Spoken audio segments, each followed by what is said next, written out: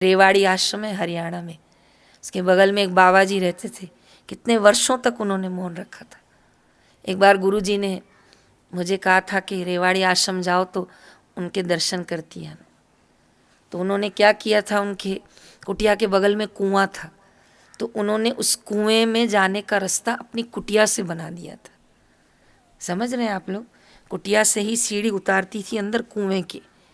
वो कब कुएं में चले जाते थे, लोगों को लगता था कुटिया में है, लेकिन वो अंदर कुएं में जाके, उसके कुएं के डेप्थ में बिल्कुल नीचे जाके वो भजन करते थे। कितने 3-3 दिन वहां से निकलते नहीं थे। एक संत हो गए, एकांत में बैठते थे। वो रोज क्या करते थे, अपने शरीर को शहद का पानी लगा देते थे। गांव वाले बोलते थे मक्खियां मक्खियां, कौन जाएगा बाबा जी के पास? वो कहते थे इसीलिए तो लगाया। बिल्कुल ठीक, कौन जाएगा इसके पास? और एक संत थे कलकत्ता में, गंगा सागर है ना, वहाँ रहते थे वो संत। उन्होंने अपने कान में छोटी छोटी घंटियाँ पहन रखी थी। कोई बात करता था तो बस घंटियों से जवाब देते थे, हाँ ना हाँ ना। सदुपयोग कीजिए समय। एक तपस्वी रहते थे जंगल में, खूब भजन करते थे। भगवान ने उनको युवा काल में ही लगन लगा दी थी। और ईमानदार, तटस्थ, गांव वाले कुछ रख के जाएं, फल वल, दूध बूध, छाछ, काम चल जाता था। कभी मांगते नहीं थे, कुटिया में भजन करते थे और कभी मांगने की जरूरत नहीं पड़ी। प्रकृति उसकी सेवा करती है जो भजन करता है ईमानदारी से। वचन है ये मेरा, मेरा क्या, शास्त्रों का वचन है, ब्रह्मज्ञानी महापुरुषों का वचन है। भजनानंदी को कभी कोई दिक्कत नहीं आती। वो ईमानदारी से भजन करते थे। भूख लगे उससे पहले उनको व्यवस्था पड़ी रहती थी। लेकिन कई बार राजा उस जंगल से आते जाते थे, तो राजा को किसी ने बताया सिद्ध पुरुष हैं, खूब भजन करते। राजा एक बार अंदर गया, लेकिन उनकी आंखें बंद, एकदम तटस्थ, बहुत देर खड़े रहे। और राजा में भी इतनी हिम्मत नहीं थी कि उनको आवाज़ दे। जब भजनानंदी का भजन अडिग होता है ना, फिर किसी की हिम्मत नहीं होती उसको विक्षेप करे। विक्षेप करे तो उसका डर लगता है उसको कि भाई जो बाद में आते। तो राजा 1-2 बार उनके कुटिया में अंदर जाके देखा, पर आंखें इतनी बंद थी कि हिम्मत ही नहीं हुई। गांव वालों को पूछे कब आंख खोलते हैं, कहा नहीं पता चलता है, कभी उठते हैं फल खा लेके बैठ जाते हैं। ऐसा चलता रहा और एक दिन उस महात्मा का सुनहरा दिन आया।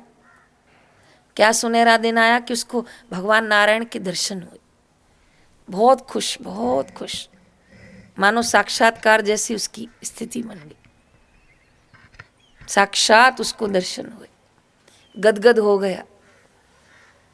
और साक्षात्कार दर्शन हुए और भगवान नारायण ने उनको तत्व का उपदेश भी दिया। पात्र थे वो, इतने खुश थे बस पूछो मत। और इतने में शाम को राजा को बताया गया कि आज महात्मा पूरे दिन खूब बैठे हैं, सबसे बातें की हैं, आप भी जाओ, आपसे भी हो जाएगी। वो राजा ने प्रणाम किया और महात्मा को बताया, मैं बहुत बार आपके पास आता था, पर आपकी आंखें हमेशा बंद रहती थी। आज बहुत अच्छा लगा, आपके दर्शन हो गए। सन्यासी बहुत खुश हो गए कि चलो अच्छा है, आज राजा से भी मुलाकात होगी। तो बड़े प्रेम से बोल पड़े, बोल राजा क्या चाहिए, बोल। खुश थे बहुत। राजा ने हंसते खेलते बोल दिया कि सब कुछ है, संतान नहीं। एक फल पड़ा था बगल में, उठाया और राजा को दे दिया, कहा जा संतान होगी, पुत्र संतान, जा। राजा माला माल हो गया, रानी को जाके फल खिला दिया। और 6-8 महीने बाद जब संत की मृत्यु हो रही थी, तो उसको लगा अब तो मेरा मोक्ष, क्योंकि दर्शन हो गए नारायण के, बोध दिया और क्या। लेकिन जैसे मोक्ष का समय उनके नज़दीक आया तो भगवान ने कहा नहीं, एक जन्म और। कहा भगवान अब कौन सा जन्म और, आपको पा लिया, आपको बोध स्वरूप प्राप्त कर लिया, जितना आपने तप करवाया कर लिया। इस एकांत में कभी मैंने कोई नियम नहीं तोड़ा, फिर एक जन्म क्यों और, इतना तो बताइए भगवान। और मैं कहाँ जन्मूंगा, किसके पास जाऊंगा अब? तो कहा राजा के पास जाना है। कहा राजा के पास क्यों जाऊं? तो कहा तुम्ही ने तो राजा को सेब फल दिया, जा बेटा होगा, जाओ बेटा बन के। उसके भाग्य में कोई संतान नहीं थी, और तुमको किसने बोला बढ़ चढ़ के प्रसाद दो और बोलो जा तेरे को बेटे की प्राप्ति होगी, तो जा बेटा बन। किसने कहा था आशीर्वाद देने के लिए? किसने कहा था फल उठा के दे दो? अरे उसके भाग्य में नहीं था। तुम अपना मोक्ष की यात्रा तय करे थे, क्या पड़ी तुमको वहाँ? जाओ अब पूरा करो हिसाब अपना। तो महात्मा देह तो छोड़ा पर आंखों में आंसू थे कि ये मुझसे क्या हो गया। तो भगवान जाते जाते कह के गए, अरे राजा को कोई ज्ञान उपदेश दे देता, कोई उसकी उन्नति होती, कुछ ऐसा कर देता, कुछ उसको मोक्ष मिले। उसने मांगा, तूने दे दिया, जा। तो उसको जन्म लेना पड़ा रानी के गर्भ से। जन्मा तो सही पर अंदर से बहुत दुखी था, बहुत दुखी। क्योंकि कहाँ तो वो गाड़ी में चढ़ने वाला था। यहाँ तक मैं ये शब्द कहूँ कि एक पैर उसके गाड़ी में थे और एक पैर नीचे था, लेकिन उसको पीछे से उतार दिया गया। तो उतरा तो सही, लेकिन बहुत दुखी था कि पता नहीं अब दोबारा गाड़ी कब आएगी।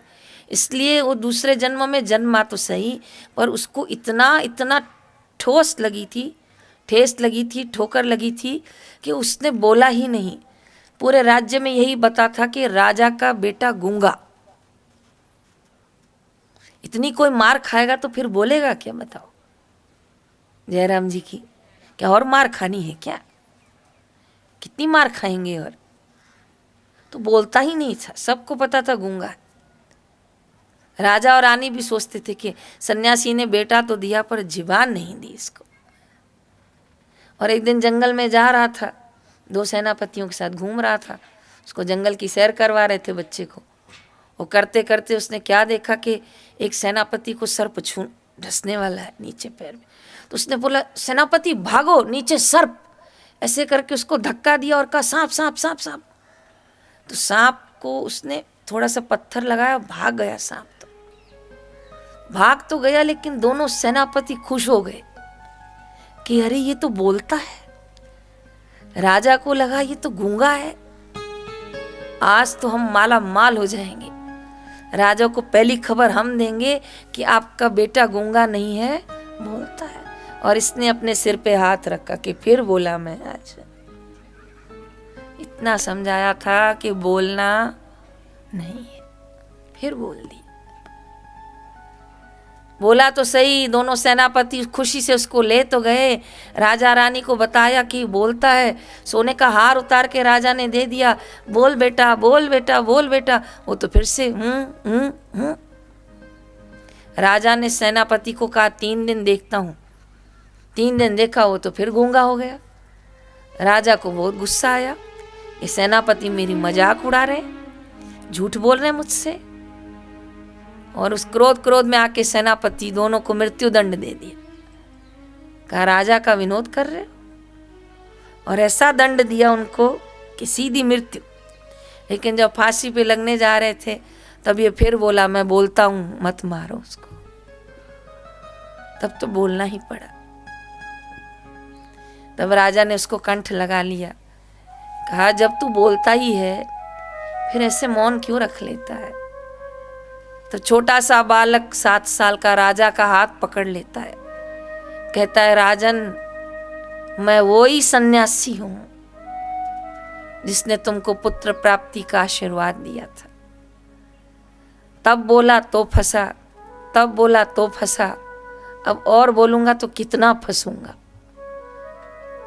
फिर उसने पूरी बात बताई कि मुझे अधिकार नहीं था तुमको पुत्र रतन देने का, पर दे दिया तो भगवान ने कहा अब तुम्हें ही इसकी यात्रा पूरी करनी पड़ेगी, सो पूरी करवा दी।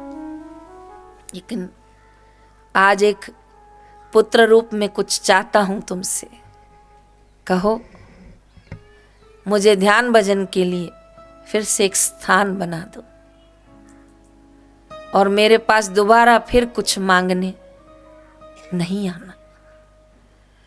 पुनः एक यात्रा अब मैं नहीं करना चाहता, जो है इसी जन्म में पूरा हो जाए। यहाँ बैठी हुई मेरी प्यारी साध्वी बहनों,